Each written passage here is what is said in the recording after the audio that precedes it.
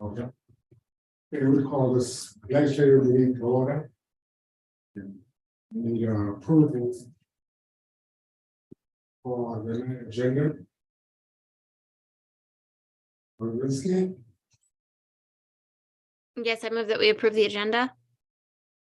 and I'll second. Floor is ready. Any discussion? No, sir. All in favor, please say aye. Aye. Aye.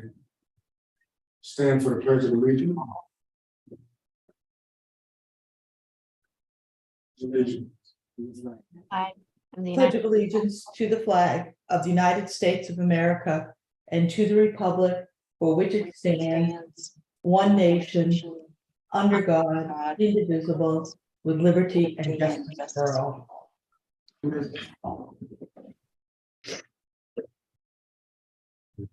It has.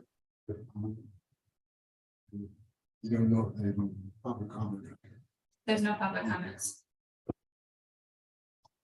We need to approve. Committee meeting. Minutes from February the 2nd, I have a motion. I move that we approve, well, wait a second. I don't see them in board docs. I don't know. Oh, no, you need to take those off the agenda. You didn't have- You need to Okay. take those, agenda, I'm Okay, sorry. you take that off. Okay. Thank you. Okay. Notice that. Sorry, guys. So, next business is discussion of proposed legislation. Legislation specific for authority or work of school board trustee. And I would like for Mrs. Miller to kind of bring us up to date on these House Bill 3317.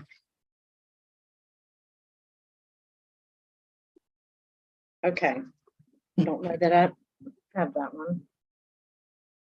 What do, I'm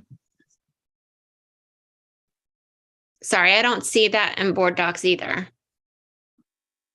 No, I had gotten that, not so long ago. I'm gonna put it in board docs right now. If you just give me 1 second.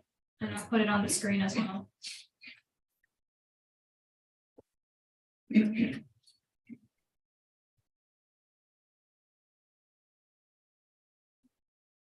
Sorry about that.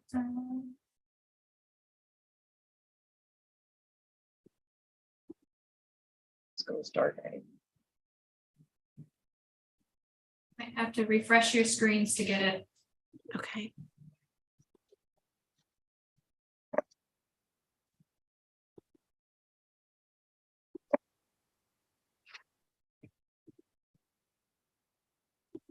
See it on the screen now. See, Rachel? Yeah, is it the one? Okay, yep, I think so. Okay.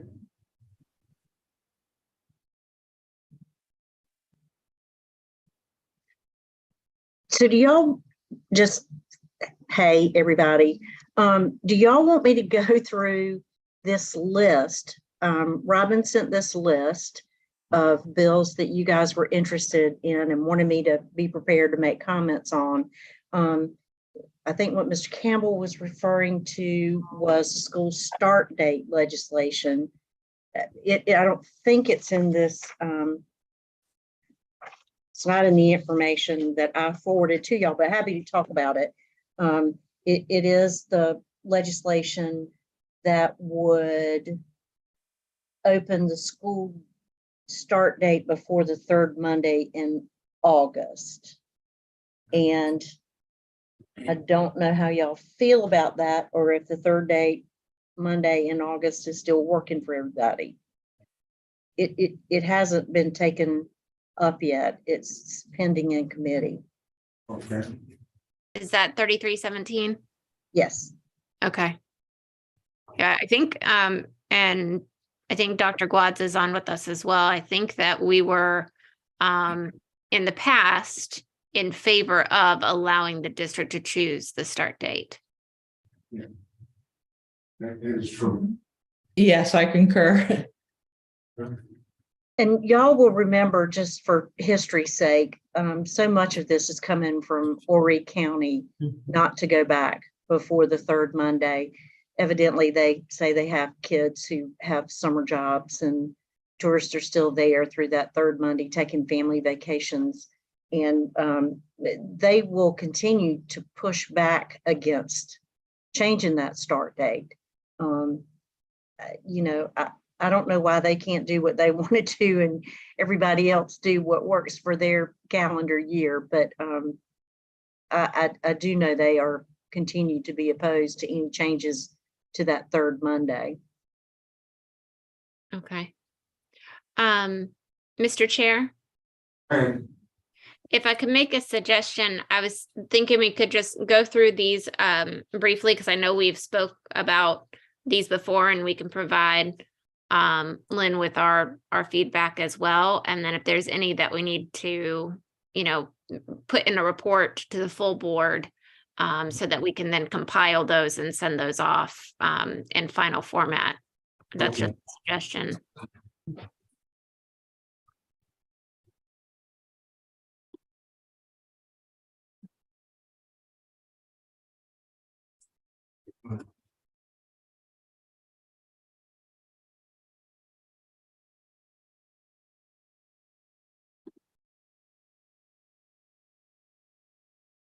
the one that I'm concerned about is the elections of school. Mhm. So that's Senate Bill 244. And we provided an explanation on that one. I think it's up at the top, Molly, right after Senate Bill 11, which is the bill that requires that you be closed on Veterans Day. I will tell y'all, I'm circling back. But there is an effort to move that effective date to 24-25 school year. So I think everybody's already pretty much got their calendar set or knows where they want to be for 23-24. And that was understood and heard at the committee. So, you know, if that still causes consternation with moving it to the 24-25 year, that's something that we need to know. That bill's in the Senate Education Committee, and I do know Shannon Erickson, who chairs that committee, y'all know Shannon well, on the House side, has talked about adding that effective date 24-25. And then moving on to, unless y'all have questions about that, I should not be too fast. I have concern, and my concern is that, let's say, for instance, you when in the presidential election, and you get a completely new board. They don't have any knowledge of what goes on in the school district. And the other thing is they can get a superintendent. You know, so those are my two concerns that I'm concerned about. And then I know they're saying that the reason for this is that you get more qualified board members. I mean, that's not true. Yeah. So that's my concern. Rachel, you have On the school board election bill,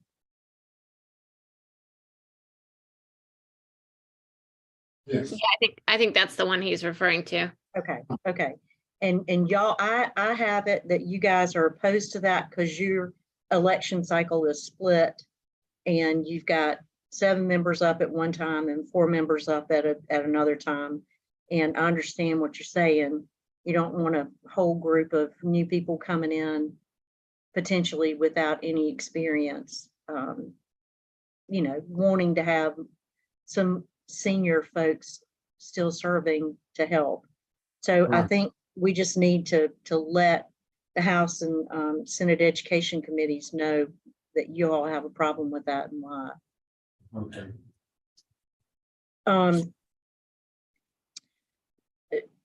let's move down to 3318. Y'all asked about this one. This is a bill that allows the department to conduct an audit if 5 members of the General Assembly or 2 or more of the governing body of the school district or the Board of Trustees request one. The department, as I understand it, puts together annually a guide for each fiscal year on how they conduct audits, and they're purportedly in line with the state and federal compliance requirements. The bill doesn't outline the purpose of the audits, but it does say that they have to be conducted through the DOE and the Office of Auditing Services. That bill's in House Ed, and I think I'm looking for direction on how you all feel about that. I think there have been some, this is really directed, frankly, at from what I understand, from Lexington 5, some school districts up here in the Midlands where they've had some issues with superintendents and money issues and those kinds of things.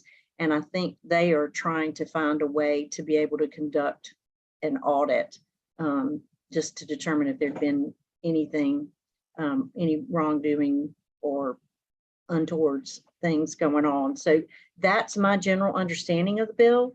Don't know what you guys, how you guys feel about that, having outside legislative delegation members the ability to request an audit. So y'all tell me kind of where your mind is on that. Rachel?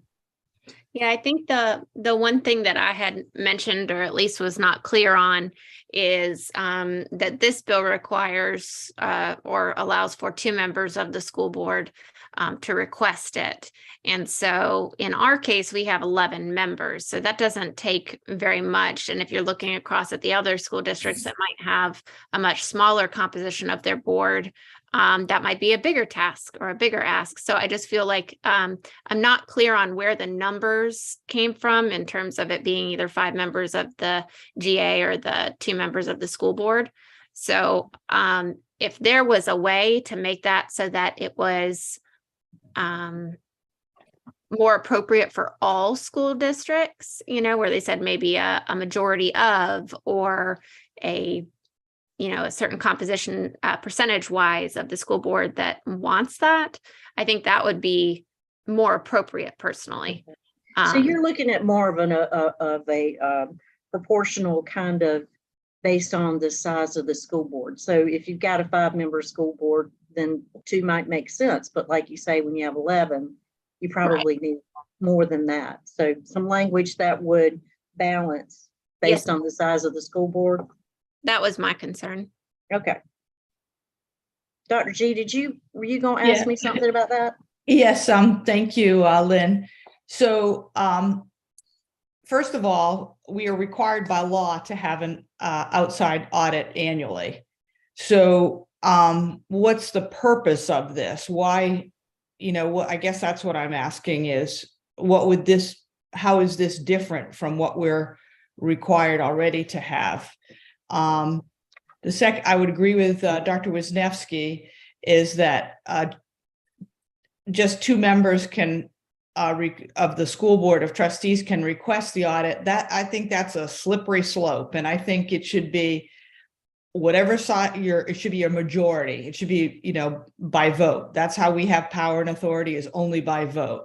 And so I don't think we should have 2 members directing what's happening at the state level. The other thing is, the 5 members of the General Assembly, and you already touched upon this, Lynn, it doesn't have, so this is obviously, it's not limited to your county delegation. So I see that as maybe problematic too. So I was just at the South Carolina School Boards Association conference, and I see Chloe there, and Earl and I, we were there. Now, one of the presentations I went to was the Deputy Inspector General and I've forgotten the gentleman's name. He was excellent. He was a former FBI agent. Now, the Department of Education and I believe it might have been by the governor's request, investigated Richland 2 school board. And I remember on who could authorize that request. It could be by the governor's request. And I believe it had to be a majority of the respective legislative delegation. So I guess I would look at this as see if it kind of comports more with what the Inspector General authority has for doing investigations. I don't even know what the purpose of this thing is. We already have annual audits. Yeah, I don't know what Mr. King is after, something that, and John King is the sole sponsor of this, and he's from up in the Chester, Lawrence, Fort Mill area of the states. I don't know what's going on but I will ask him and find out and share your feedback that if it looks like this has got any legs, that we already are required to have an audit. And if this is going to go into place, you would want members of your own legislative delegation, not somebody from, Greenville asking you to do an audit. And then to do a more proportional majority vote of the school district. Does that? That's exactly. Okay. And, I didn't have this, as you saw, it was just loaded into board docs. So I didn't really have time to prepare because I would have looked up for you what that Inspector General, what their requirements are. It's okay. You can send it to me later and let me talk to John and see if I can figure out what's got a burr in his saddle, something probably up in his neck of the woods. I'll find out and can follow up with y'all. Mr. Smith? Anybody else have any comments or suggestions or questions on 3318? Mr. Smith? Yes, sir. Actually, I don't really have a qualm with it. Just understanding different things from different sides of it. I really don't see a problem with with any of it the way it's written. I think it's fair and possibly open, but and then in terms of it, I don't see a problem with two people or how it's written right now at the moment. I definitely don't have a problem with how it's written. That's just me personally. I really don't see a problem with it. I'm definitely not against it.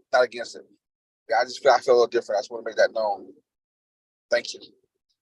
Yeah. Anyone else? Okay, so moving on to 3485. This is legislation that requires whether or not what determines an emergency if a student's life is in danger, and what happens with the bill is that the school nurse would still be able to call 911 even if a parent were not able to be reached if there's a life-threatening emergency. There's some similar legislation, 3197 and 234 in the House and the Senate. I would assume that if an emergency exists and the life of the child is in danger, you would want your nurse to call 911. I can't fathom that isn't what's already in practice in the district presently.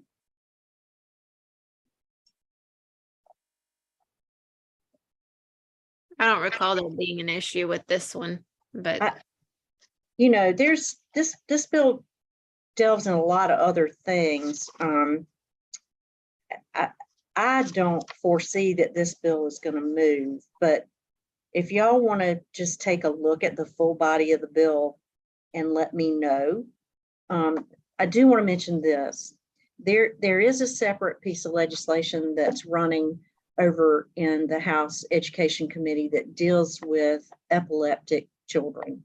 And there's an effort to create a whole new section in the statute that would require training for teachers that would administer help to an epileptic child who may suffer a seizure. It's my understanding that in your IHPs, this type of training and who's in charge and what happens when this might take place is already in place. This is a couple of national organizations based out of Texas and New Jersey that are trying to push for this legislation. I just wanted to mention that to you, particularly because I think it concerns me that you would add another hour of credentialing training to be required of your teachers, which I know that's something that we're trying to not overburden the teachers with. So I'm going to send that to y'all separately. It's been heard in committee. The committee asked that the parties go back and try to reach some sort of resolve on a compromise, but seems like to me, if you've got AHPs already in place, that this may be overburdensome. But it kind of tracks along with what we're talking about in these emergency situations that are addressed in 3485. So just wanted to mention that, FYI. So Lynn, you said you don't think 3485 has legs, or did I hear that wrong? You heard it right. Okay, Okay. I interesting. do not. All right, So can I ask you a question, Lynn, about that? of course. Okay, so I don't quite understand it from what's written here. I mean, anyone can call 911, a minor can call 911. I mean, so this bill is trying to limit who calls 911, or what's the purpose of it? Yeah, so it helps if you look at the sponsors of this legislation. It's Okay. very much the Freedom Caucus and the Okay. Libertarians. Yeah, So they want total parental control on all of those kinds of decisions. I mean, I think every single one of those people, for the most part, that are listed as sponsors, and certainly the main sponsor, Mr. Magnuson, and Mr. May, or of the members of the Freedom Caucus. I think almost all of them are. So I think what they're trying to do is not let the state be involved in those decisions. They want total parental control. I would definitely be absolutely 100% against that. I think you're putting children at risk. Yes, if it's non-emergent, yes, an attempt should be made to contact the parent. But if it's an emergency, you can't waste time like that. No, You have to of course call, not. you have to call 911 immediately. And what you going to do? Ask somebody that's in an emergency situation, a child like that. Who's got parental rights for you? I mean, Yeah, exactly. I it's mean, kinda that's just silly. that's dangerous and not practical. But the way I'm reading it here, though, is that it does not say that. It says that the school nurse could call 911 if it was a life-threatening emergency. It does, but in every other, instance, I mean, there's so much of this bill that talks about that the upbringing, education, healthcare, mental health is all the parent's decision, and only in a case of an emergency. I guess so. The school nurse, so maybe kid gets hurt on the playground, needs stitches, breaks their arm or something. I mean, you got to get in touch with the parent before you call 911. I think you're really liability wise. I would think that would be a concern. I know that when when my children were in childcare or elsewhere besides the school district, there was a form that I filled out, and it asked me what was my preferred hospital, Yeah. so that the school nurse had that in the event of they couldn't get in touch with me and they needed, my kid to be sent somewhere. So I don't know. I would, as long as it allows for their flexibility here, especially in these life-threatening emergency situations. I'm a parents' rights person, and I mean, whose children are they? They're not the school districts. They're not the nurses. They're someone else's. And, that I think that that's really where it comes down for me. So I think that this allows for flexibility, at least in this section C. I don't know. Gordon? I agree with Dr. Quads. Having been in that situation with the nurse, when a child or children have life-threatening incidences and the parents cannot be reached, we have to make a decision. Because according to the law, we are local parentes, we are their parents while they are in our care. And number two, I have seen an instance when a child passed out and they got him to the nurse, we could not get the parent. And by the time we went ahead and said, hey, we have to call EMS, they came. By the time they got there, the parents, we finally got the parents because you continue to get them. And that child was unconscious. So as an administrator, even the nurses, you are afraid when a child in your care passes out, gets injured, because it is life-threatening. And sometimes it's just a bump on the head or scrape. But you continue to think about the safety of that child, the life of that child. And believe me, parents understand that you're trying to get to them, but they can't be reached. We got to make a decision. And they prefer that we err on the side of caution, that their child lives, and they don't debate who's the parent and who's the administrator or who's the teacher. It is an awesome responsibility where, yes, we could just take the hands-off approach, let the child lay there in the hallway or outside until a parent can be found. That can be 2-3 hours later. We've had it where we finally got a parent 3 hours later. So I agree with Dr. Claus. You're talking about a life. Yeah. And it doesn't matter who the parent is or not. We have a responsibility at that time to the child to make sure he or she gets the best care, and that we do what we can and all that we can do to make sure that they are alive when they get back home. So Okay. I have an issue. Okay. I think we're all saying the same thing here, and I guess I'm confused of whether or not this bill goes against what we're saying or not, because from what I'm reading, it gives that flexibility for the district and the nurse. But someone please correct me if I'm wrong. No, I think it does. I mean, it allows you in those emergency situations to be able to call 911, whether you have authorization or not. But I think in addition to that, I mean, this bill delves into all sorts of things in terms of the parental rights and how they review school records or their education or abuse and neglect. I mean, it's very comprehensive. I think the thing that was asked in particular was, how does this impact our school nurses and their ability to call 911? Right. There's a whole lot more in here than that. And I think a lot of this has been addressed in the education savings account legislation, and some is being addressed in the PACE legislation.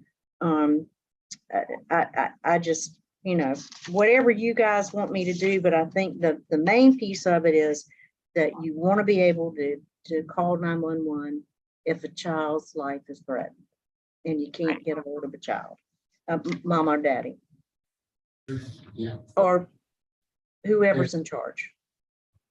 Okay. Do you want to say that? Go ahead. So, yes, and I would say that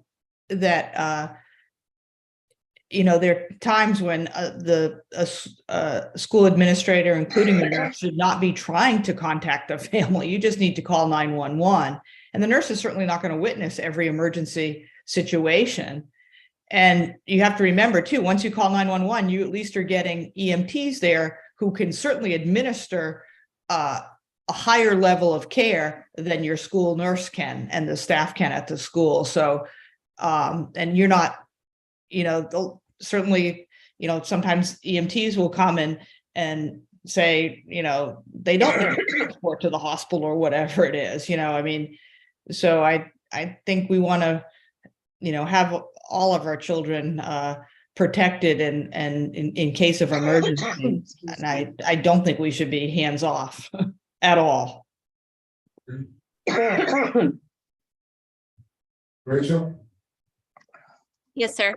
I was gonna say, the other items that are in this bill, it was my understanding that the majority of them are things that are already in effect or already kind of standard practice, or maybe already are regulations in some capacity somewhere else, and it was codifying those into one large bill or putting that all into one place. Is that not correct?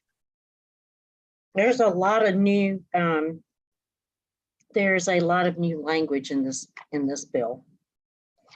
Excuse me. I don't have the code in here with me to go through and compare it, but I am happy to do that if you guys want me to do that. Well, No, I mean, if you don't think it has legs anyways, then it's probably not necessary. I don't think Okay. it's going to. Okay. I could be wrong. Y'all, I'm so sorry. I'm getting over the Oh, crud. you're fine. It's going around. Oh, God, I'm so sick of coughing. All right, so if something changes on that, I'll come back to you guys. And I'll double check your request is what's new, what's not. I think there's a lot of new. 3317, we've already talked about, which is school start. And Can I then add something to that too? Excuse me, Chairman Campbell. Right. Okay, so 3317, yes. In the past, our board has very much supported that it should be a local decision, not a statewide decision. And one of the reasons for us supporting starting before the third Monday in August is if you start that late, you are almost guaranteed to have unequal semesters of roughly 85 in the fall and 95 days in the spring. And you cannot have your final exams before Christmas, and they're students that graduate after a half year as a senior, and those students are affected by this and can't start the college semester immediately in January. It has a lot of ramifications that perhaps are not easily seen, or so I would just add that to it. okay. Flexibility, local decision versus statewide because of unequal semesters, final exams. Yeah, exactly. Okay, got it. All right. Thank you.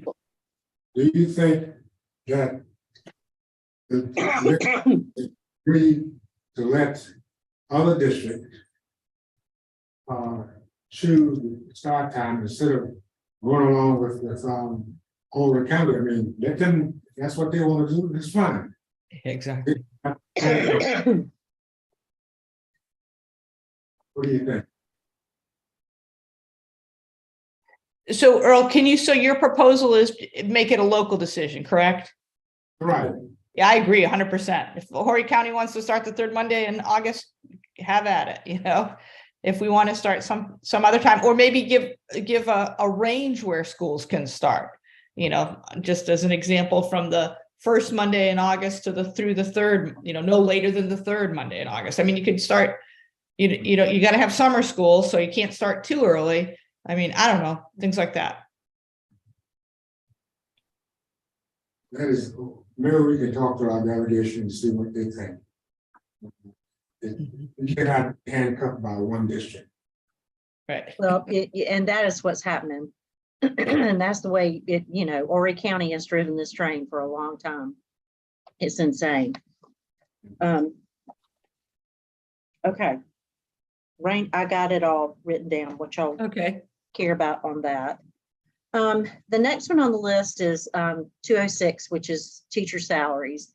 Last year, well, actually in 2021, we put into place step increases, but this has been clearly exacerbated by teacher shortages, results of COVID, people getting frustrated, don't want to be teachers anymore, don't get paid enough. So when I talk about the budget, I'll do that at the end. But I will say this, that the governor and the General Assembly have put a priority on teacher salaries, not just starting teacher salaries, but teachers who have taught for, I believe it's 12 years and also have a master's degree, that they also would have a minimum salary increase as well. So I've got some numbers, at least based on what House Ways and Means passed out last week, that we can talk about. But interested to hear whatever you all have to say about this, and if there's something else on a broader picture that we haven't thought about that we should include in talking about teacher salaries.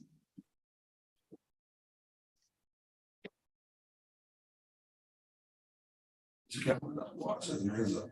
Okay. Vaughn. Thank you. So let me just, Lynn, you can recall that a few years ago, I believe we brought, it might have been 2 years ago, we brought to the South Carolina School Boards Association in one of our legislative proposals to increase our steps from, I believe it was 24 steps to 25 or something like that for teacher pay. And we were asking the SCSBA to have this as, adopt this as one of their legislative proposals for the legislative session, but they declined at that time because they said that that wouldn't work for how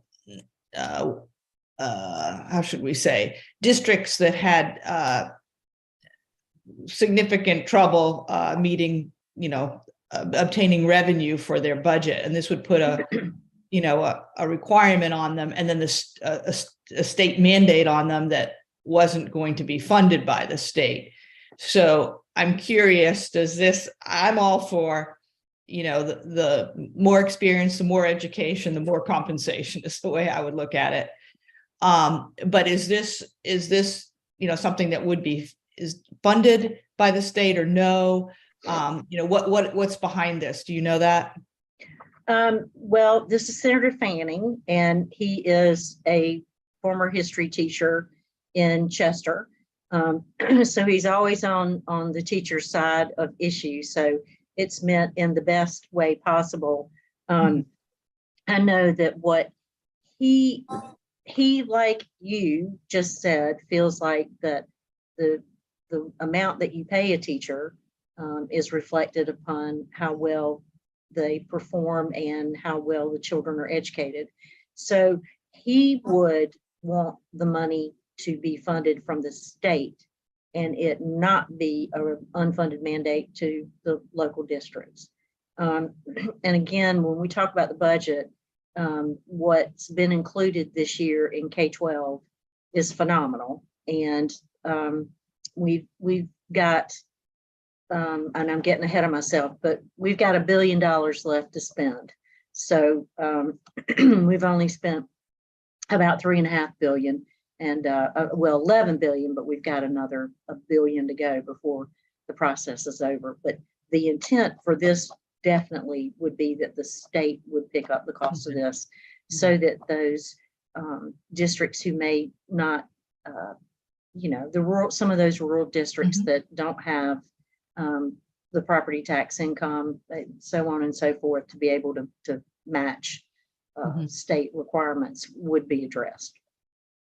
Underprivileged. That was what I was trying to think of. Okay, thank you. 202 is the Teacher Bill of Rights. We've seen this before, and again, it's a Senator Fanning bill. I think just if you all take a look at it, tell me if this is right, if this is something that we support. It has not been placed on an agenda yet, but we have seen this in the past. Is sitting in Senate Education. Could you distribute to us the language so we know kind of what is? Yeah.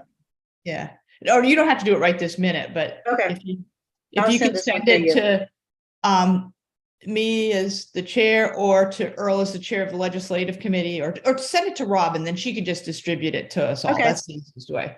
Okay, I'll send that one out and y'all can take a look at that one. Also, could we go back to B 206? In terms of that, is there anything in there about teachers who are not certified yet? There is nothing in 206 that talks about non-certified. It's very short. It says the state minimum salary schedule set forth in this subsection must be extended so that actually it does. It says each certified teacher is eligible to receive a pay raise for each of their first 28 years of teaching. That's what 206 does. That is not what the budget does.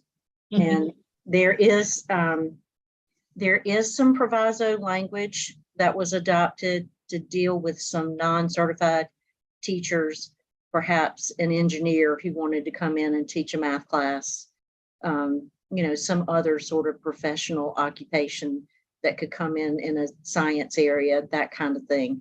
So there is, as y'all know, a credentialing committee at the department that would allow those non-certified teachers to come in and fill some of those gaps in. But that's not addressed in 206.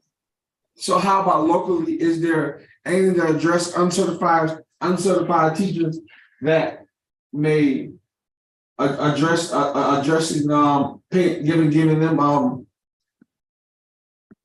pay raise? I don't know the answer to that. I'm happy to find out for you. There's been a lot of conversation about non-certified teachers because of the teacher shortage. And I don't know what our new superintendent's policy or thoughts on that are going to be. I know that Superintendent Spearman tried to find a way to get folks credentialed and then pay them appropriately. So happy to check into that for you if you'd like for me to find that out. I can't answer that off the top of my head.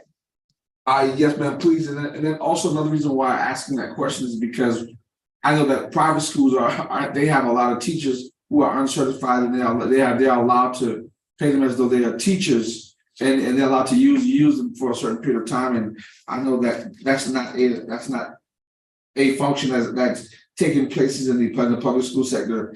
And that's very important moving forward as well. Got it. I'll find out and get back to you. We talked about teacher bill of rights. 3314. All right. Student resource officers. Please. Go ahead. So this requires y'all to have SROs. What I'm going to tell you when we talk about the budget is the budget funds an SRO from state funds for every school in the entire state of South Carolina. Yes. And that is a departure from what we've seen in the past. Partially funding, y'all pick up a piece, the state will send you one for the school district, but if you want more, but this new proviso in the budget provides for a SRO for every school that the state pays for. Rachel? Which I think should be good news to everybody, right? Yeah. Rachel? Yes, ma'am. Is that so the proviso pays for SROs. Currently the mandate is that the SROs are to be at middle and high schools. So I assume that they would be covering then the cost for the SROs at the middle and high schools only. We presently have armed security in our elementary schools. So if they are doing that, then that would certainly help us with the costs of our implementation of that other security feature. Yeah. It's my understanding, and I saw some language, we just finished on Thursday, so all the provisos haven't been released yet, but what they've talked about is it's about a, hang on, let me the right notes so I can tell you exactly.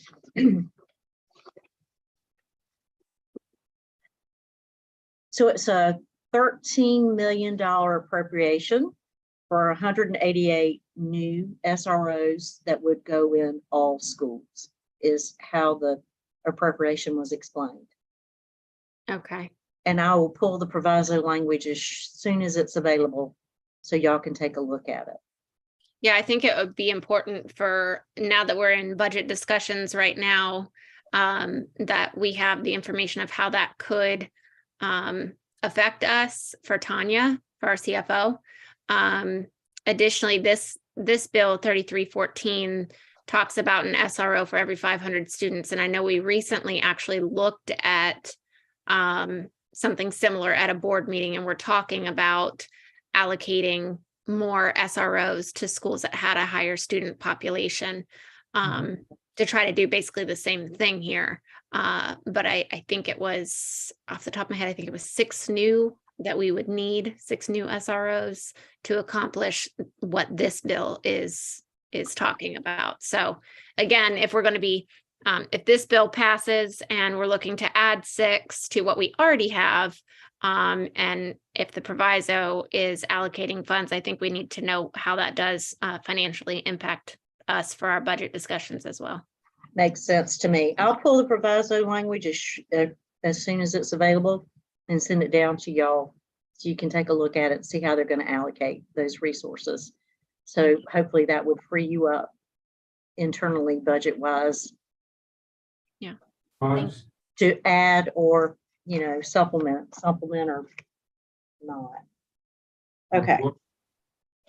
Dr. Watts, Mr. Campbell Yeah. calling.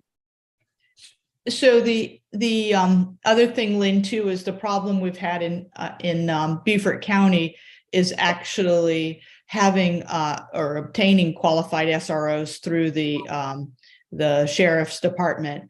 And I know there's talk of perhaps even having some type of academy locally to train SROs. So there's a lack of supply of SROs. Even if we have the funding, we need a better way to have a chain of supply.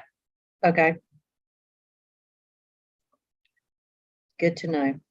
Yeah, thank you. Anybody else have anything on the SRO issue? that's all. Thank you. All right, then you asked about opioids. And I think this is really more in an effort to talk about Narcan and what might be available. There's ongoing discussions about this. We have not taken this legislation up yet either, but it would permit a school district or a private school and school nurses or other designated personnel to administer an opioid antidote. And there is much conversation about making sure that the antidote is available everywhere in the school system for these kinds of situations. It talks particularly about working with the department, with DHEC and DAODAS to try to put a management plan together on how that would roll out, would work. And certainly in the conversations that we've had about fentanyl on the House floor in the last week and a half, trying to put some penalties in place for fentanyl, Narcan, and these antidotes. That issue came back up. So I think it makes a lot of sense that the schools and the school districts would have access to that. And I think kind of the devil's going to be in the detail and managing with DAODAS and DHEC and the school district, how you want to put that plan into place. And I would think you would want some flexibility in whatever it is coming forth down the pike. And I'm now realizing y'all don't have the text of these bills, so I will send all the text of these bills to you.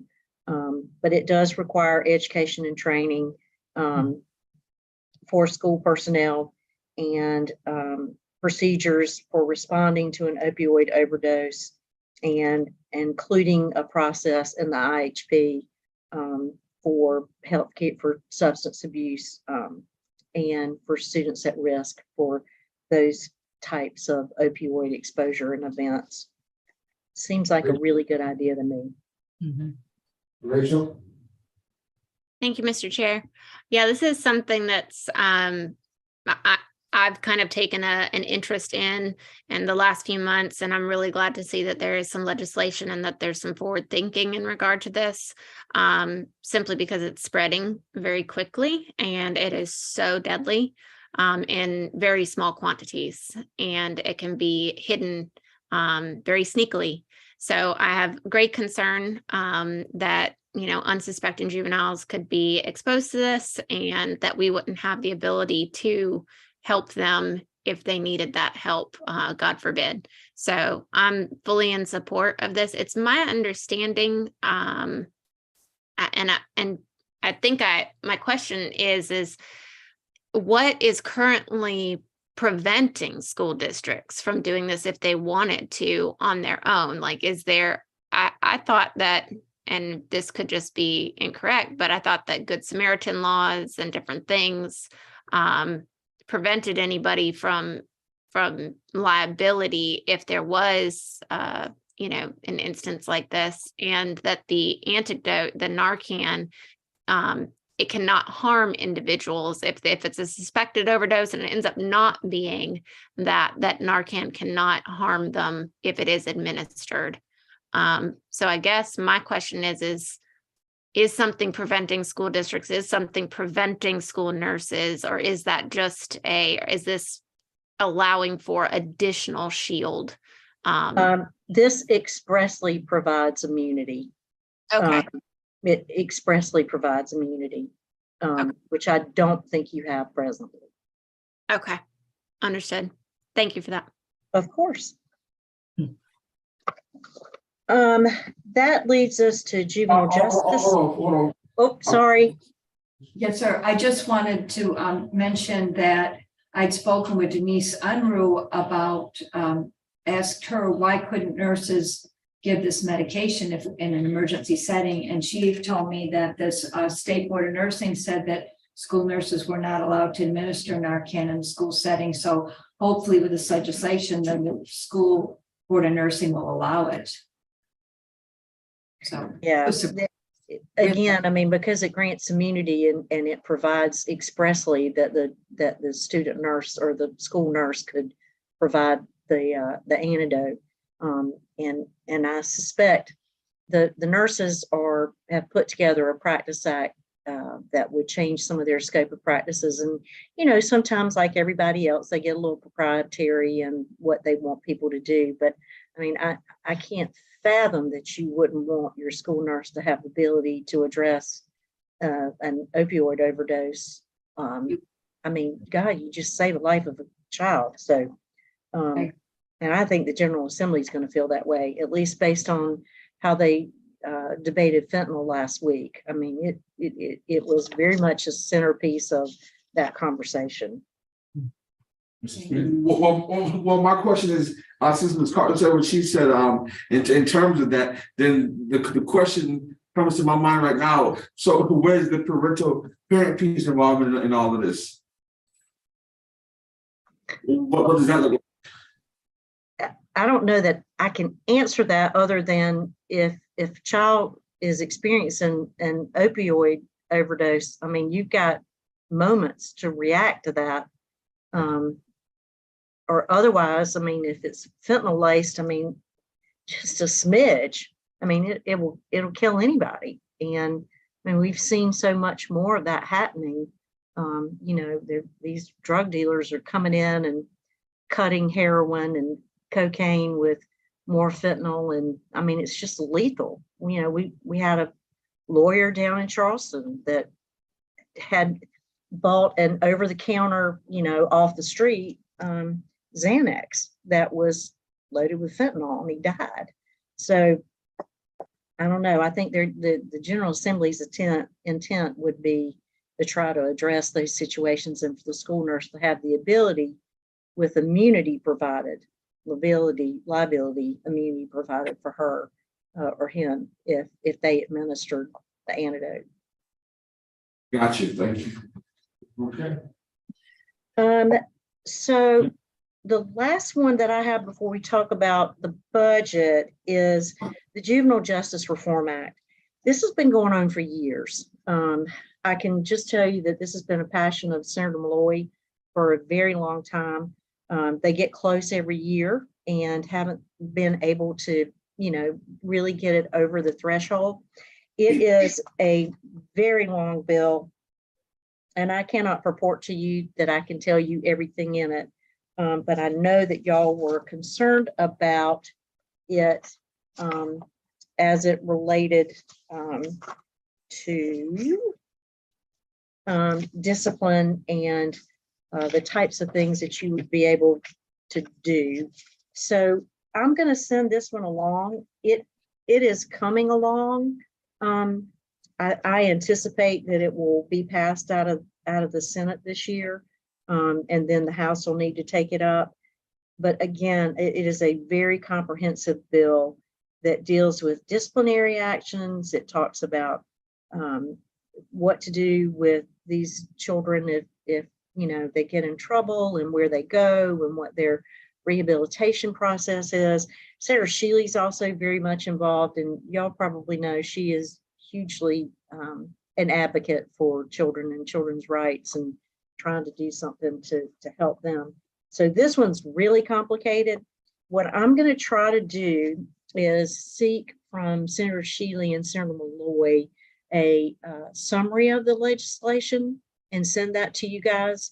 And then y'all can review the summary along with the wonderful 50-something plus pages of the bill and see if there's anything that causes concern. We've got plenty of time, I think, to respond to it, but it is very comprehensive. Dr. Watts? Yes, thank you, Lynn. Before we leave this 2-page document, I would just like to comment about the first two on the page here, 11 and 244 you touched upon.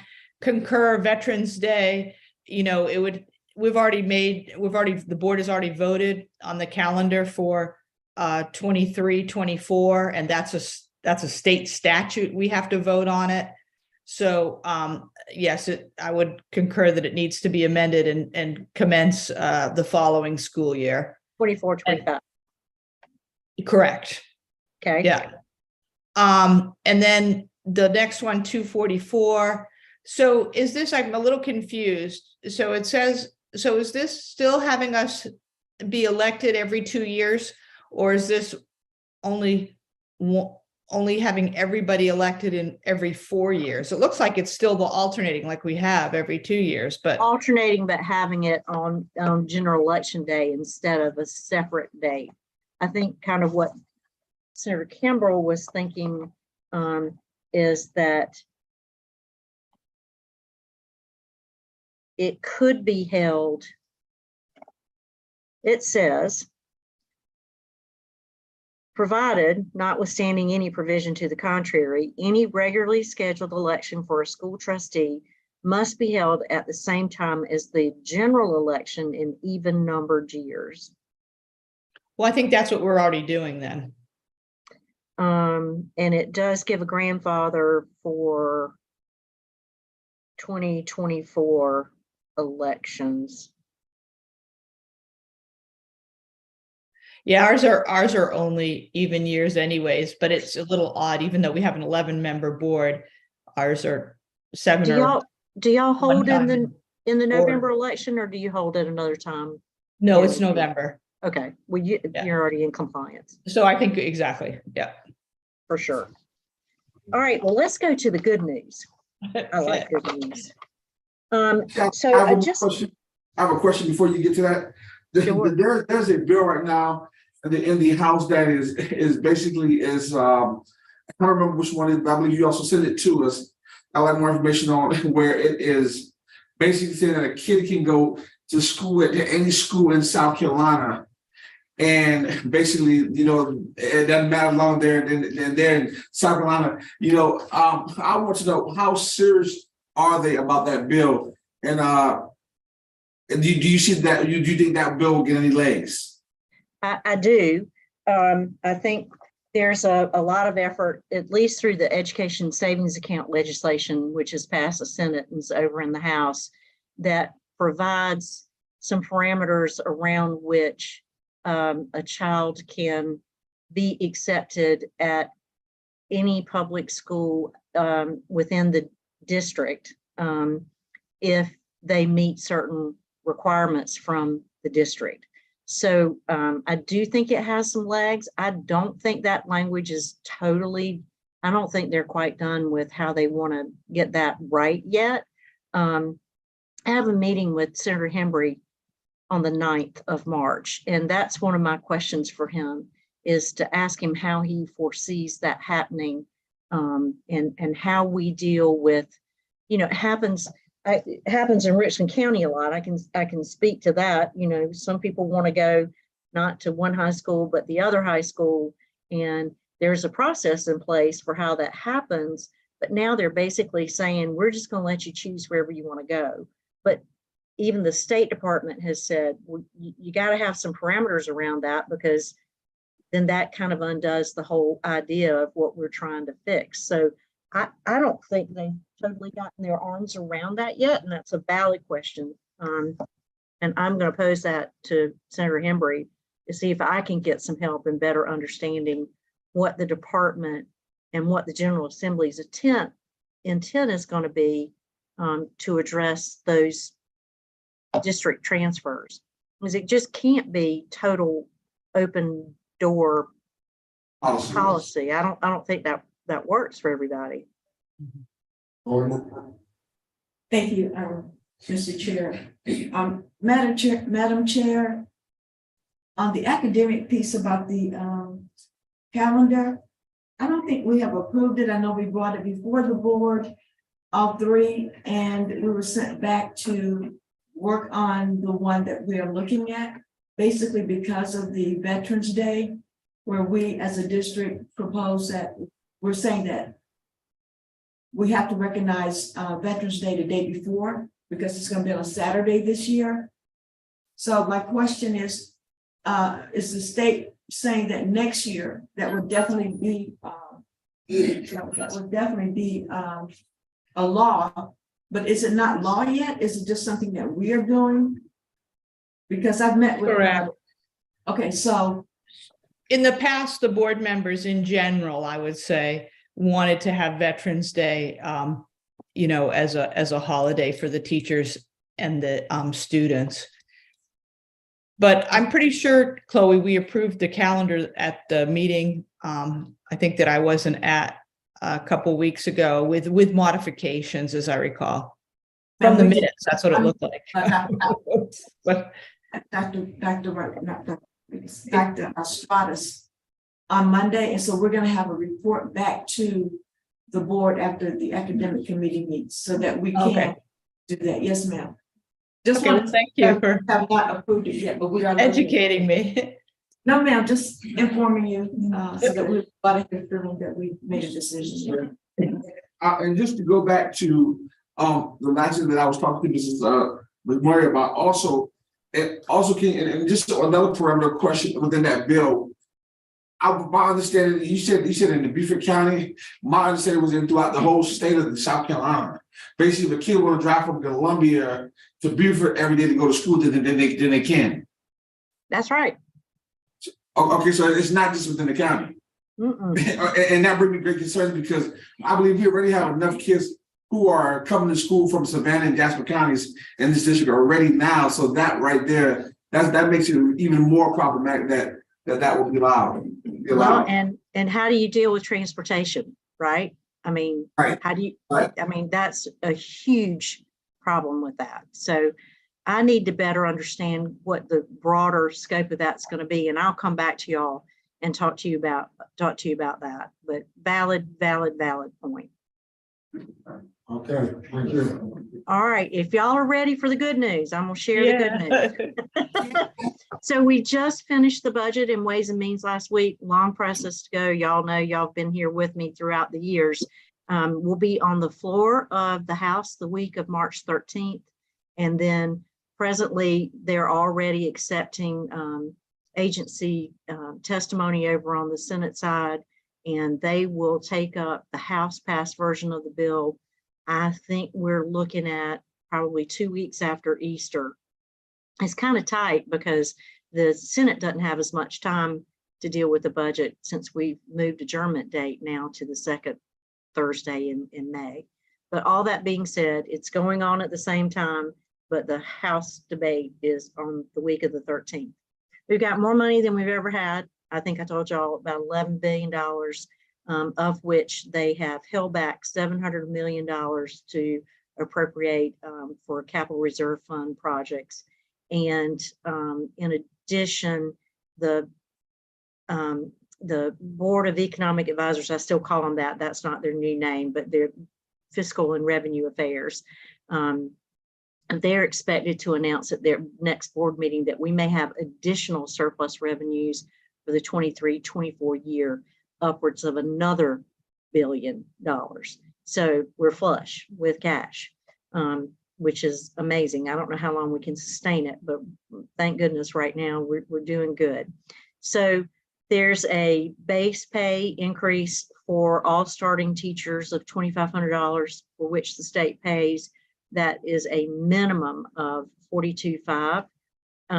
The goal that the governor announced in his inauguration speech was that by 2026, he wanted that number at $50,000 for a new teacher.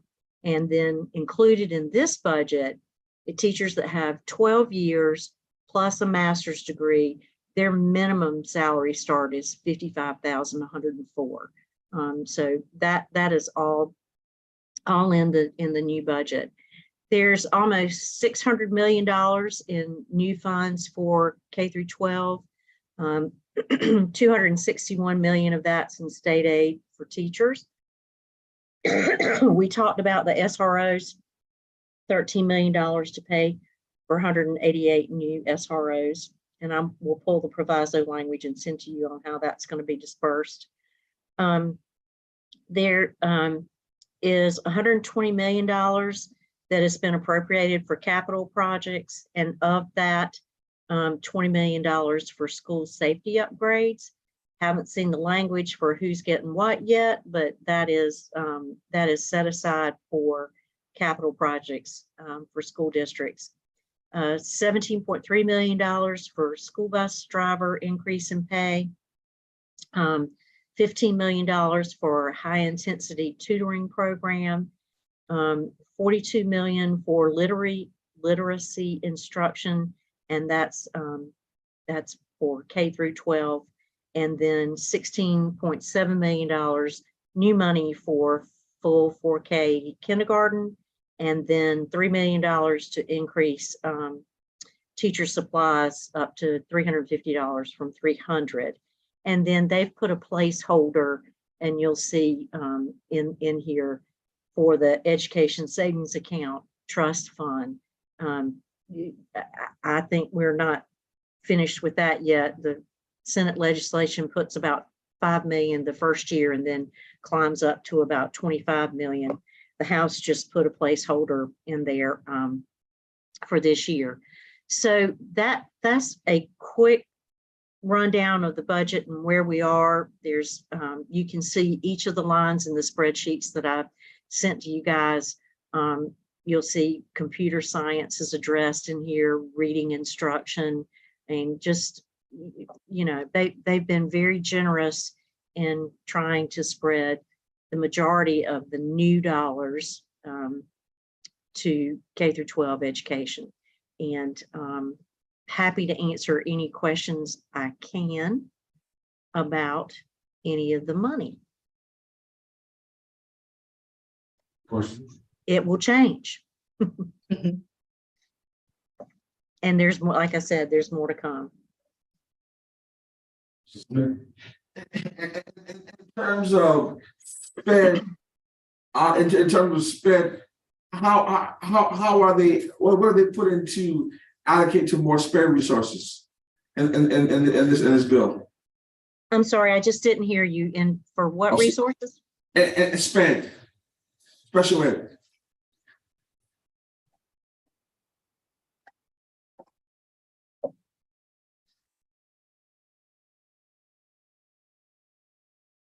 Ex- Tell me that one more time. It's my bad ears.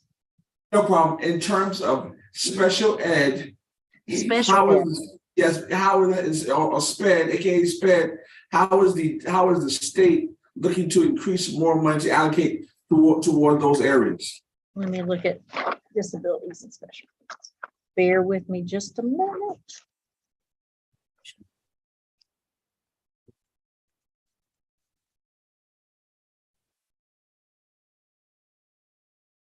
USCB is going to get some money for their convocation center, by the way. TCL is getting some money for their workforce development program, just so y'all know. School bus money, about $25 million. I'm looking for DDSN. So looks like a total of about $8 million in non-recurring money and about 6.7 in general funds. They're doing regional center support for career paths, quality assurance waiver services, critical staff retention for nursing pay, critical staff retention for mental health pay, and then they gave some money to the Carol Campbell Greenwood Genetics Center project.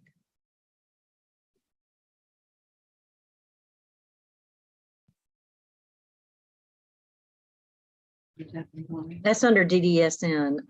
Molly, I don't know. I think we sent you, we might not have sent you that section. Which we can.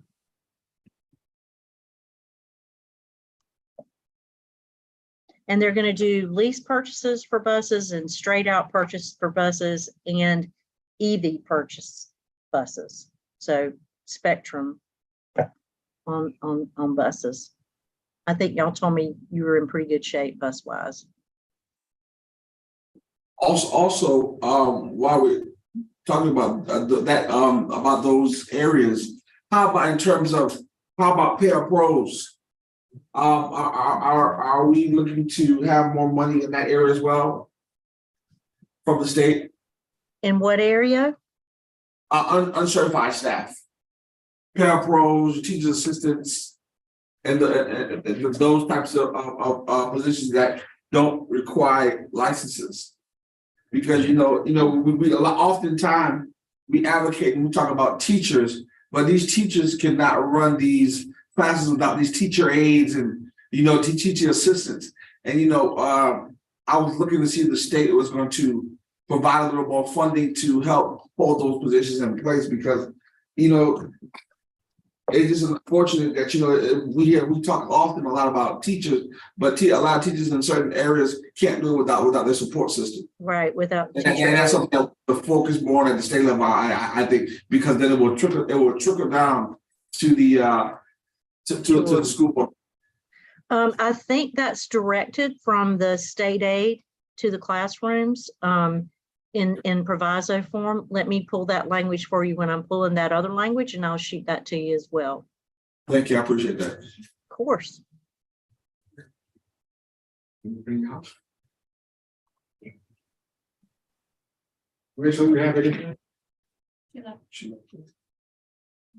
I really appreciate y'all letting me have the opportunity to have these conversations with you at legislative committee level. And there's a lot more to talk about as the year goes on, not the least of which is education savings accounts and PACE, and as legislation progresses through the process. I know we send y'all a lot of information, and I know it can be overwhelming. So thank y'all so much for taking the time to let me know what's important to you, and don't hesitate to reach out to me, just like we were talking tonight, these provisos that y'all need to see language on, and these bills that we've talked about. Always happy to provide y'all anything that you need and explanations, particularly on this juvenile justice reform bill, because I think it's pretty comprehensive and complicated. I just want to thank you, Lynn, for your presentation today and thank you so much. Of course. Yes. Do y'all need me for anything else? No, ma'am. It's Thank great to see you. I hope next time I'll be with you live. Yeah. Thanks, guys. Y'all have a great night. Thank you. Thank you, you too. Guys, bye.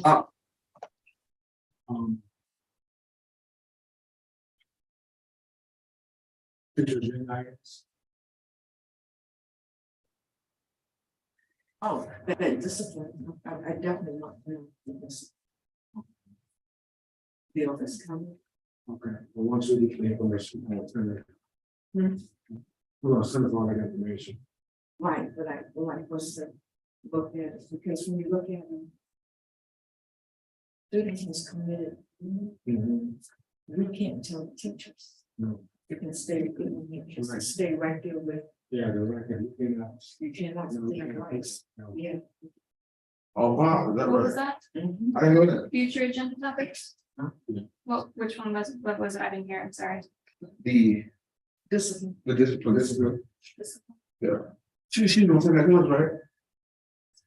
You can send it to public providers, you take a really Yeah. big step like that. Yeah. But I like to see it, yeah, over with Dr. White, maybe she can talk to her. Okay. You know, to see how we handle it, Yeah. because I do know we get students who commit crimes on the weekend. Yeah, They cannot, can sue them, no, you cannot discuss that. can't discuss them. If you shoot somebody, you can't discuss. If they kiss this right thing. Sometimes they send them overnight to DJ, but then they listen.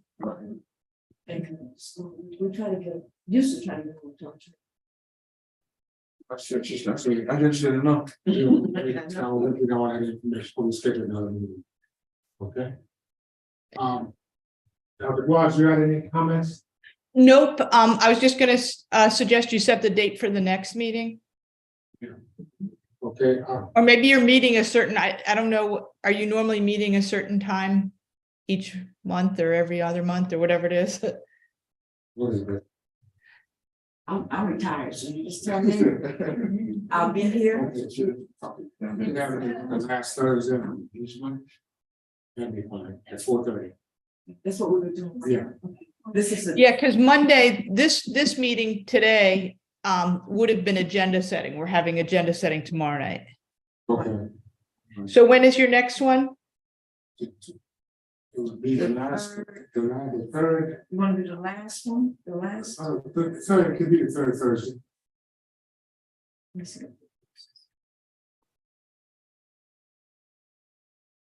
It's, sorry, the third Thursday? Yes. What's that date? That's the That's the 16th. 16th of March, Okay, March 16th, March 16th. okay. Looks great. And the next one is the 23rd, fourth one, so Yeah. we'll do the third one. Yeah. That'd be March the 16th. Okay. Thank you. And you always have it at, is it 4:30 or what time, Earl? 4:30. Okay, thank you kindly. Okay. Not in further, yes. Adjourn. Thank you. Bye. Thank you.